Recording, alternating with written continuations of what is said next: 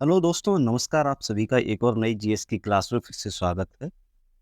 और ये दोस्तों 16 नंबर की क्लास होने वाली है। आप सभी जानते होंगे ये रेगुलर प्रैक्टिस सेट चल रहा है कुछ दिनों से। ये शाम को डेली 8 बजे की प्रैक्टिस सेट होता है, तो आप सभी ज्वाइन जरूर कीजिएगा। और देख पा रहे होंगे आप, इसमें हम प्रीवियस ईयर के सभी क्वेश्चंस लेकर आते हैं, जो कि आपकी आगामी परीक्षाओं से संबंधित काफ़ी महत्वपूर्ण प्रश्न होते हैं। और ये एसएससी के सभी एग्जाम्स में ज़्यादातर सभी में आए हुए प्रश्न हैं, तो आप समझ सकते हैं किस तरह के या कितने महत्वपूर्ण प्रश्न होने वाले हैं। यूपी पुलिस, दिल्ली पुलिस सभी के लिए आप ले सकते हैं।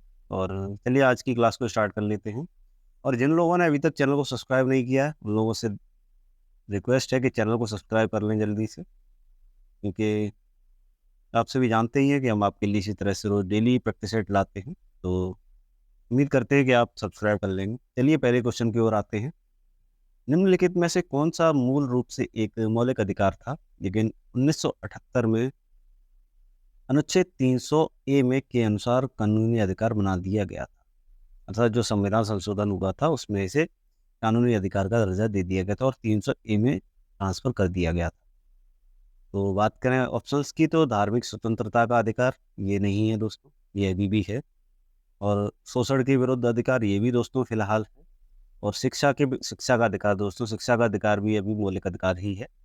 लेकिन जो दोस्तों संपत्ति का अधिकार है, इसे उन्होंने 300 ए में ट्रांसफर कर दिया है। ये दोस्तों अब एक कानूनी अधिकार है, संवैधानिक मौलिक अधिकार नहीं है।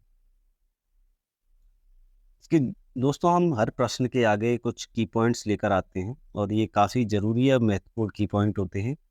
इन्हें आपने अगर स्किप कर दिया तो मेरे हिसाब से 2 या 3 क्वेश्चन आपने स्किप कर दिए, ऐसा आप मान सकते हैं। बात करें इस ऑप्शन के एनालिटिक्स की, तो 44वें संविधान संशोधन अधिनियम 1978 के द्वारा संपत्ति के अधिकार को कानूनी अधिकार द्वारा दर्जा संविधान के 300 का में रख दिया गया है। दोस्तों इसकी चर्चा हमने कल के प्रैक्टिस सेट में भी की थी, तो इसके लिए मुझे ज़्यादा बताने की ज़रूरत तो नहीं है। और जो लोग पहली बार आए हैं वो उनसे दरख्वास्त है या रिक्वेस्ट है कि आप चैनल पर पहली बार आए तो चैनल को सब्सक्राइब जरूर कर लें। प्रश्न नंबर 2, भारतीय संविधान के किस अनुच्छेद में यह उल्लेख है कि जो कानून किसी भी मौलिक अधिकार के साथ असंगत है या उनका अल्पीकरण करते हैं, वे ऐसी असंगति की सीमा तक शून्य होंगे? अनुच्छेद 15, 16, 14 और 13। ये दोस्तों आप देख पा रहे होंगे CHSL 2023 का प्रश्न है। इसके उत्तर की बात कर लें तो अनुच्छेद 13 इसका सही उत्तर है।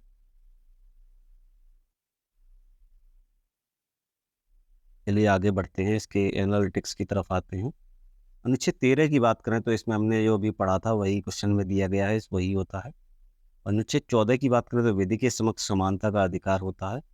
अनुच्छेद 15 की बात करें तो धर्म, मूल वंश, जाति, लिंग या जन्म स्थान के आधार पर भेदभाव का प्रतिबंध, अर्थात भेदभाव का ये प्रतिबंध लगाता है, वो अनुच्छेद 15 है। और अनुच्छेद 16 लोक नियोजक के विषय में अवसर की समानता, अर्थात जो अवसर की समानता की बात करता है वो अनुच्छेद 16 है। प्रश्न नंबर 3 की बात करें तो जनता को राज्य के दमनकारी कार्यों से बचाने के लिए मौलिक अधिकारों की गारंटी दी जाती है। उन्हें न्यायिक निर्णय भारतीय संविधान के डैश द्वारा परिभाषित राज्य के शब्द द्वारा राज्य शब्द के दायरे का विस्तार करते हैं। CHSL का प्रश्न है 12, 14, 13 और 15। अभी अभी दोस्तों हम पढ़ के आए हैं, तो उम्मीद मैं सभी से करूंगा कि सभी को इसका उत्तर पता होगा जरूर। सॉरी दोस्तों, ये वाला अनुच्छेद हमने शायद कल की क्लास में पढ़ा था, आज नहीं पढ़ा है। अनुच्छेद 12 की बात हो रही है। अनुच्छेद 12 की बात करें तो इसमें हम देख पा रहे होंगे कि अनुच्छेद 12 के जो, माफ कीजिएगा, इसके अंतर्गत राज्य शब्द को परिभाषित किया जाता है, क्योंकि मौलिक अधिकार जो राज्य के विरुद्ध प्राप्त होने वाले अधिकार होते हैं। संविधान के अनुसार राज्य के असंगत जो संस्थाएं हैं उनकी बात कर रहे हैं, उनसे जो हमें संविधान बचाता है या संविधान वाले मौलिक कर्तव्यों की रक्षा करता है, मौलिक अधिकारों की रक्षा करता है, उसके बारे में बताया गया है। देखते हैं क्या क्या है। कार्यकारी एवं विधायी अंगों को संघीय सरकार के रूप में क्रियान्वित करने वाली सरकार एवं भारतीय संसद, ये है पहला पॉइंट। इसके बाद भी दोस्तों 2-3 पॉइंट हैं। दूसरे पॉइंट की बात करें तो राज्य सरकार के विधायी अंगों को प्रभावी करने वाली सरकार एवं राज्य विधानमंडल, ये होता है। और तीसरे की बात करें तो सभी संस्थानीय निकाय जैसे नगर पालिकाएँ, पंचायतें, नगर निगम, जिला पंचायत बोर्ड इत्यादि। 4 की बात करें तो अन्य सभी निकाय अर्थात वैधानिक अथवा गैर वैधानिक प्राधिकरण जैसे आईएनजीसी, ओएनजीसी और भेल, सेल इत्यादि। आगे बढ़ते हैं। उच्चतम न्यायालय के अनुसार किसी भी उस निजी इकाई अथवा एजेंसी को जो राज्य संस्था के रूप में कार्यरत हो, अनुच्छेद 12 के अंतर्गत राज्य के रूप में प्रशासित किया जाएगा। उम्मीद करता हूँ अब आप सब कुछ समझ गए होंगे इस लास्ट लाइन के अनुसार। प्रश्न नंबर 4 की बात करें तो भारत के संविधान का निम्नलिखित में से कौन सा अनुच्छेद मौलिक अधिकारों के संदर्भ में राज्य को परिभाषित करता है? मुझे नहीं लगता इसे बताना भी जरूरी है, क्योंकि अभी अभी पढ़ के आए अनुच्छेद 12 के बारे में और सब कुछ पढ़ लिया है, तो मेरे हिसाब से सभी को आना भी चाहिए। ये तो हम पढ़ के ही आए। अभी ये देखते हैं दोस्तों, अनुच्छेद 12 के अनुसार राज्य शब्द निम्नलिखित में शामिल है: भारत की सरकार एवं संसद, राज्यों की सरकारें एवं विधानमंडल, और सभी स्थानीय प्राधिकरण एवं अन्य प्राधिकारी, जो कि अभी अभी हमने पढ़ा था। प्रश्न नंबर 5, निम्नलिखित में से किस अनुच्छेद में मौलिक अधिकारों के साथ असंगत या उनका अल्पीकरण करने वाले कानूनों की उल्लेख किया गया है? दोस्तों ये आज थोड़े से ये एमटीएस का प्रश्न है, देख पा रहे होंगे आप, टैग लगा हुआ है और ये अनुच्छेद 13 की बात हो रही है इसमें। चलिए आगे बढ़ते हैं, प्रश्न नंबर 5 के एनालिटिक्स के देखते हैं। भारतीय संविधान के अनुच्छेद 13 को मूल अधिकारों की सुरक्षा कवच कहा जाता है। इसके द्वारा न्यायालय को मूल अधिकारों का सजग प्रहरी बनाया जाता है।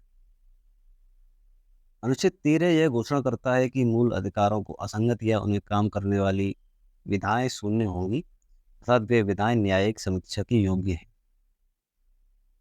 एक तरह से आप ये समझ सकते हैं कि जो मौलिक अधिकारों का रक्षक है अनुच्छेद 13 कह सकते हैं आप। प्रश्न नंबर 6 की ओर आते हैं। प्रश्न नंबर 6 की बात करें तो बौद्ध स्थापत्य कला के स्मारकों में प्रार्थना कक्षों को कहा जाता था। ये एमटीएस का प्रश्न है। चैत्यगृह, स्तूप, विहार या फिर पिस्तक।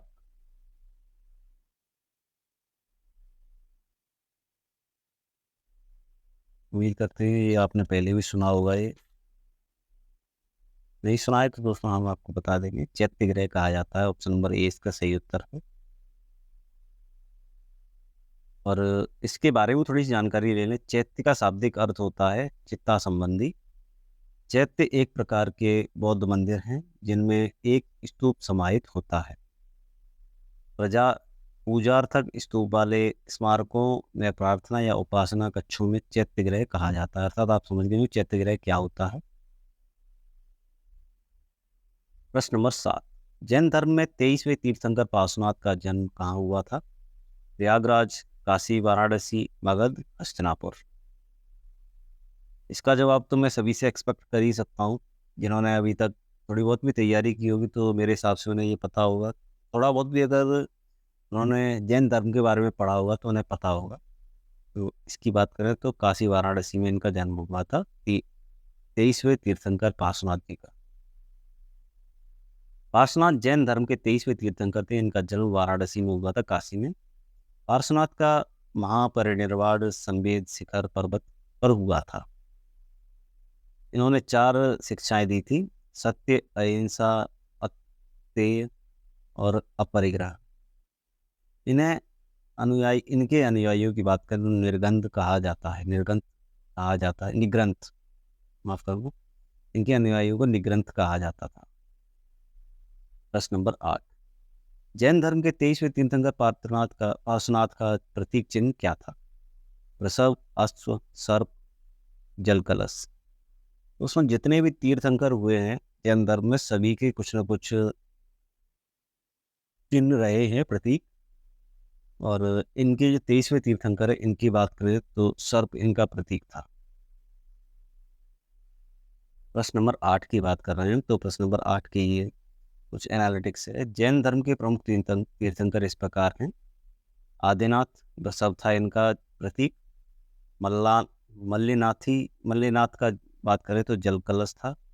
पार्श्वनाथ की बात करें तो सर्प था। संभावनाथ की बात करें तो अश्व था और महावीर की बात करें तो सिंह था। शांतिनाथ की बात करें तो हिरण था इनका प्रतीक। ये कुछ महत्वपूर्ण हैं, उनकी हमने बात कर ली है इस क्लास में या इस एनालिटिक्स में। प्रश्न नंबर 9 की बात करें तो महावीर स्वामी का मोक्ष स्थान कहाँ स्थित है? मेनर, राजगीर, पावापुरी, जालनपुर। एक बार कोशिश कीजिए दोस्तों, नहीं आएगा तो हम बताएंगे आपको। वैसे तो हम बताएंगे ही। चलिए बात कर ही लेते हैं आंसर की। ऑप्शन नंबर सी इसका सही उत्तर है, पावापुरी। थोड़ा सा डिटेल में अगर बात करें तो महावीर स्वामी का मोक्ष स्थान पावापुरी बिहार में स्थित है। महावीर स्वामी को 527 ईसा पूर्व में, कुछ स्रोतों में 468 ईसा पूर्व निर्वाण की प्राप्ति हुई थी। अर्थात महावीर स्वामी को 527 ईसा पूर्व में बोला जाता है, लेकिन कुछ स्रोतों में उन्हें 468 ईसा पूर्व में ही प्राप्त हो गई थी, ऐसा भी कहा जाता है। आगे बात करें, जैन धर्म के कुल 24 तीर्थंकर माने जाते हैं, जैसा कि हमने भी बताया था। प्रथम तीर्थंकर की बात करें तो बसवदेव थे। अंतिम की बात करें तो महावीर स्वामी थे। गौरतलब है कि महावीर स्वामी का जन्म वैशाली के कुंडल ग्राम में 599 ईसा पूर्व में हुआ था, लेकिन कुछ स्रोत 540 ईसा पूर्व भी बताते हैं। प्रश्न नंबर 10, महावीर स्वामी को किस नदी के तट पर ज्ञान की प्राप्ति हुई थी? गंडक, बासमती, सोन या फिर रिज्जूपालिका?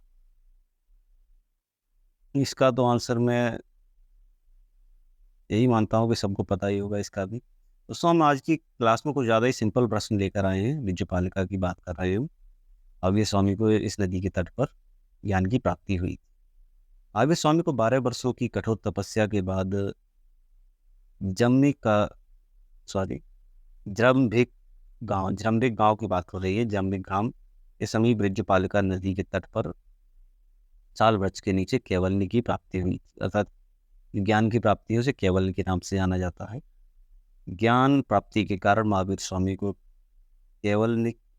कैवलिन कहा जाता है। अर्थात जैन धर्म मूलतः की बात करें तो अधर्मागधी भाषा की लिखा गया था। अर्धमागधी, माफ कीजिएगा, आज थोड़ा सा मेरी तबीयत सही नहीं है इसलिए। जैन धर्म मूलतः अर्धमागधी भाषा में लिखा गया था। प्रश्न नंबर 11, निम्नलिखित में से कौन सी स्थायी पावन नदी है? बस सब माफ कीजिएगा, स्थायी पावन नदी नहीं है। इसके ऑप्शंस की बात करें तो पूर्वी पवने, व्यापारिक पवने, पश्चिमी पवने, लू। इसका उत्तर है सी, जो है इसका उत्तर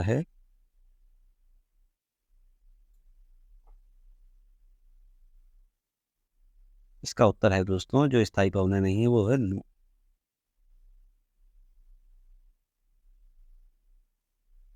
लू की बात कर लेते हैं थोड़ी सी। तो लू अति गर्म तथा शुष्क पवन होती है, जो कि स्थायी नहीं होती है, आप सभी समझ सकते हैं।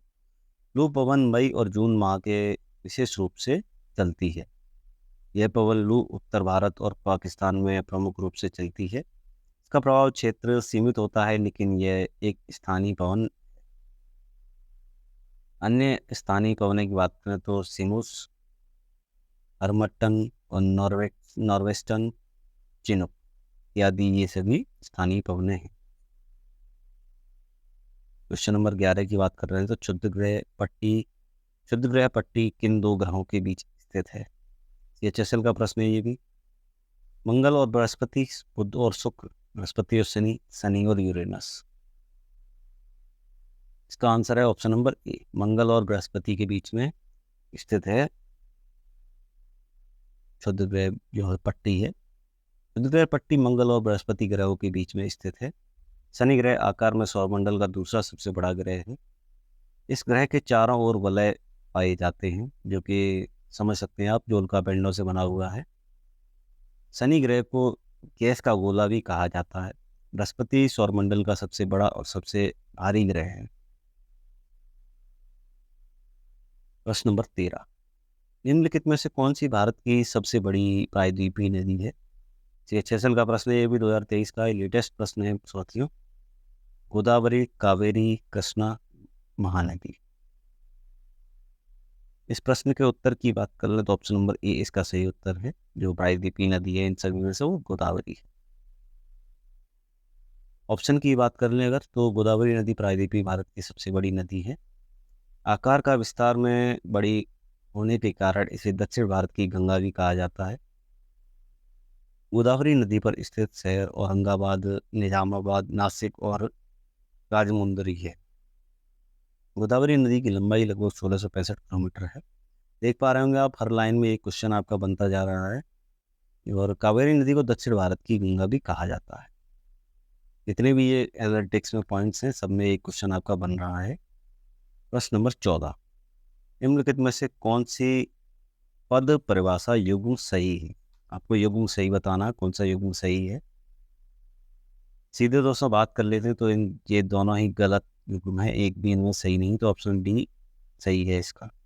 आगे देखते हैं क्या हो सकता है इसका सही उत्तर। दो बड़े जल निकायों को जोड़ने वाला जो जल होता है, जल का जो संकीर्ण मार्ग होता है, वो जल संधि कहलाता है। दो बड़े भूभागों को मिलाने वाली भूमि को एक सकरी पट्टी कहा जाता है, या इस्थमस का, इसे इस्थमस कहलाती है अर्थात ये। विश्व की प्रमुख जलधाराएं जल संधि की बात करें तो बेरिंग जल संधि पूर्वी चुपची सागर और बेरिंग सागर को जोड़ती है। जिब्राल्टर जल संधि की बात करें तो भूमध्य सागर को अटलांटिक महासागर से जोड़ती है। और बॉस्फोरस जल संधि की बात करें तो काला सागर को मारमरा सागर से जोड़ती है। प्रश्न नंबर 15, निम्नलिखित में से कौन सा अंडमान और निकोबार द्वीप समूह का सबसे ऊंचा शिखर है? ये भी CHSL का ही प्रश्न है और लेटेस्ट प्रश्न है, आप देख पा रहे हो। पोंगपुई, सैंडल, देवमाली या फिर कलसुबाई। माफ कीजिएगा, ये आगे बढ़ा दिया, सॉरी। आपको उत्तर तो पता ही चल गया। चलिए आगे इसी की बात कर लेते हैं। सैंडल शिखर उत्तरी अंडमान में स्थित है। पोंगपुई शिखर की बात करें तो मिजोरम राज्य का सबसे ऊंचा पर्वत शिखर है। देवमाली पर्वत की बात करें तो उड़ीसा राज्य में पूर्वी घाट का एक पर्वत है। कलसुबाई की बात करें तो यह भारत के महाराष्ट्र राज्य में स्थित एक पर्वत चोटी है। अगला प्रश्न है दोस्तों 16वां, और आप देख पा रहे होंगे 16वां प्रश्न है। तो ये अब यहाँ से हमने इकोनॉमिक्स में वो कर चुके हैं। तो बात कर लेते हैं, आउटपुट मेथड के अनुसार GDP की गणना किस प्रकार की जाती है? तो अब आपको GDP का फॉर्मूला बताना है। और CGL का प्रश्न है, माफ़ कीजिएगा, CHSL कह रहा था, ये CGL का प्रश्न है। और CGL का प्रश्न है तो आप देख पा रहे होंगे कितना महत्वपूर्ण है। और दोस्तों जो GDP का फॉर्मूला होता है उसकी हम पीछे एक क्लास में बात कर चुके हैं, तो इसके बारे में बात कर लेते हैं आज फिर। इसका आंसर है ऑप्शन नंबर ए। स्थिर कीमतों पर जो GDP होती है माइनस कर प्लस सब्सिडी, ये GDP कैलकुलेट करने की मेथड होता है। GDP किसी देश की भौगोलिक सीमाओं के भीतर उत्पादित अंतिम वस्तुओं और सेवाओं का अंतिम मूल्य है। सामान्य रूप से एक वर्ष की एक निर्दिष्ट अवधि के दौरान होता है। GDP की गणना 3 माध्यमों से की जाती है। व्यय, उत्पादन, आय का उपभोग करके इसे कैलकुलेट किया जा सकता है। बात करें आउटपुट विधि के अनुसार बात करें तो GDP की गणना जो हमने फॉर्मूला भी देखा था वो उसकी बात हो रही है। GDP minus tax plus subsidy. प्रश्न नंबर 17, आप देख पा रहे होंगे दोस्तों, अब हम जो अभी इकोनॉमिक्स के क्वेश्चंस लेकर आ रहे हैं, जैसा कि आप जानते होंगे हम 4 टॉपिक्स की बात करते हैं। एक टॉपिक हमारा होता है जो अर्थव्यवस्था है, जैसा कि आप समझ पा रहे होंगे आज़ादी के बाद का जो समय थे उससे रिलेटेड होता है। और जो दूसरा टॉपिक होता है वो हिस्ट्री है। थर्ड हमारा ज्योग्राफी होता है और फोर्थ हमारा होता है इकोनॉमिक्स, जिस पर हम अभी बात कर रहे हैं। इकोनॉमिक्स में ज़्यादातर हम अपर लेवल के ही क्वेश्चन लेके आते हैं, और जो उनका एनालिटिक्स होता है वो सभी एग्जाम्स के लिए बहुत ज़्यादा महत्वपूर्ण है हमारे इस वीडियोस में। चलिए इस प्रश्न की बात कर लेते हैं। प्रश्न नंबर 17 है, इस वर्ष में भारत का सकल घरेलू उत्पाद जो सकल घरेलू उत्पाद आप जानते होंगे क्या होता है। भारत का सकल घरेलू उत्पाद जो है सार्वजनिक ऋण का उत्पादन रिकॉर्ड 84.2% तक बढ़ गया है। सकल घरेलू उत्पाद दोस्तों जीडीपी को ही कहते हैं, कंफ्यूज होने की जरूरत नहीं है। ये भी सीजीएल का प्रश्न है। और माफ कीजिएगा, ये बढ़ गया था पूछा है तो किस वर्ष बढ़ गया था? 1991 में, 99 में, 92 में या 2003 में? इसके उत्तर की बात कर ले तो 2003 की बात हो रही है। आज थोड़ी सी मेरी तबीयत सही नहीं, इसलिए मैं थोड़ा सा सही से पढ़ नहीं पा रहा हूँ क्वेश्चन को। वर्ष 2003 में भारत के सार्वजनिक ऋण का अनुपात 84.2 तक बढ़ गया था, परसेंट तक बढ़ गया था। अगले प्रश्न की बात कर लें तो 18 है, ये भी दोस्तों सीजीएल का ही प्रश्न है। जीडीपी अपस्फीतीकरण, अपस्फीति कारक की बात हो रही है, इसे डिफलेटर भी कहा जाता है, वो डैश भी कहा जाता है, अर्थात एक और नाम है इसका, उसकी बात कर रहे हैं। निहित मुद्रास्फीति सूचकांक, स्पष्ट मुद्रास्फीति सूचकांक, स्पष्ट मूल्य अपस्फीति कारक और निहित मूल्य अपस्फीति कारक। इसका आंसर है ऑप्शन नंबर डी, ये इसका एकदम सही उत्तर है। अब थोड़ा सा इसके एनालिटिक्स की तरफ देखें तो जीडीपी जो होता है अपस्फीति कारक, जैसे निहित मूल्य अपस्फीति कारक भी कहा जाता है, हमने भी प्रश्न में यही पढ़ा था। और यह मुद्रास्फीति का एक परिणाम है। इसका उपयोग एक वर्ष के लिए उत्पादित अंतिम वस्तुओं और सेवाओं के मूल्य स्तर और निर्धारित करने के लिए किया जाता है। अर्थात आप अभी ये भी हमने लास्ट क्वेश्चन में इसे पढ़ा था। प्रश्न नंबर 19, देश के केंद्रीय बैंक का निम्नलिखित में से कौन सा कार्य नहीं है? ये भी सीजीएल 2022 का प्रश्न है। माफ कीजिएगा, थोड़ा सा पेन गड़बड़ कर रहा है। और इसके दोस्तों आंसर की ही बात कर लेते हैं सीधा। तो इसमें क्वेश्चन में देखते हैं, देश की केंद्रीय बैंक का निम्नलिखित में से कार्य नहीं है। तो यह जनता से जमा स्वीकार करता है, ये इसका कार्य नहीं है। यह देश की मुद्रा जारी करता है, ये भी इसका कार्य है। यह सरकार के लिए एक बैंकर के रूप में कार्य करता है, ये भी इसका कार्य है। यह देश की मुद्रा आपूर्ति को नियंत्रित करता है, ये भी इसी का कार्य है। लेकिन जो ऑप्शन बी है वो इसका कार्य नहीं है। भारतीय रिजर्व बैंक भारत सरकार का केंद्रीय बैंक है। जमा स्वीकार करना, जनता को ऋण देना, ये इसके कार्य नहीं है। आरबीआई के कार्य बैंकों का बैंकर, मुद्रा जारी करने वाला, सरकार का बैंकर, केंद्र राज्य सरकार को ऋण प्रबंधन करता है। आपने देख लिए दोस्तों आरबीआई के कार्य कौन से हैं। प्रश्न नंबर 20, और ये आज की क्लास का लास्ट प्रश्न होने वाला है। डैश किसी फर्म की समस्त संपत्तियों तथा देनदारियों का लेखा होता है? ये भी सीजीएल का ही प्रश्न है। बिल फाइल, भुगतान देय, तुलन पत्र या फिर बैंक बेल आउट। इसका उत्तर है ऑप्शन नंबर सी, तुलन पत्र की बात हो रही है। इसकी डिटेल्स की अगर बात करें एनालिटिक्स की, तो तुलन पत्र की बात हो रही है। एक वित्तीय विवरण है जो एक समय में कंपनी की संपत्ति, देनदारियों और शेयरधारकों की हिस्सेदारी की रिपोर्ट करता है। आप समझ गए होंगे तुलन पत्र क्या होता है। और यदि आप हमारे चैनल पर पहली बार आए हैं तो प्लीज़ चैनल को सब्सक्राइब और वीडियो को लाइक कर दीजिएगा, क्लास को। यदि क्लास आपके थोड़ी सी भी काम आई है तो कृपया करके क्लास को लाइक कर दीजिएगा और चैनल को सब्सक्राइब भी कर सकते हैं आप।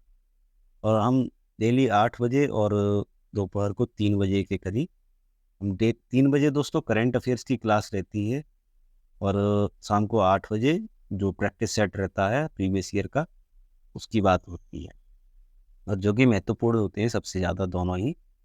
तो आप चाहें तो इन्हें देख सकते हैं यदि आप किसी भी एग्ज़ाम की तैयारी कर रहे हैं, चाहे वो सीजीएल हो, सीएचएसएल हो, किसी भी स्टेट का एग्ज़ाम हो या कुछ भी हो, आप सभी के लिए इस क्लास को ले सकते हैं। और उम्मीद यही करेंगे हम कि आपको क्लास आपके किसी भी काम आए तो हमारे लिए बहुत अच्छा है। और मिलते हैं आपसे एक और नई क्लास में। तब तक के लिए हंसते रहिए, मुस्कुराते रहिए और हमें लाइक ज़रूर करते रहिएगा चैनल को, और सब्सक्राइब भी कर दीजिएगा। और दोस्तों शेयर करना ना भूलें, दोस्तों जो लोग तैयारी कर रहे हैं उनके लिए काफ़ी ज़्यादा महत्वपूर्ण क्लासेस है ये। आज की वीडियो में इतना ही, मिलते हैं एक और नई वीडियो में। धन्यवाद।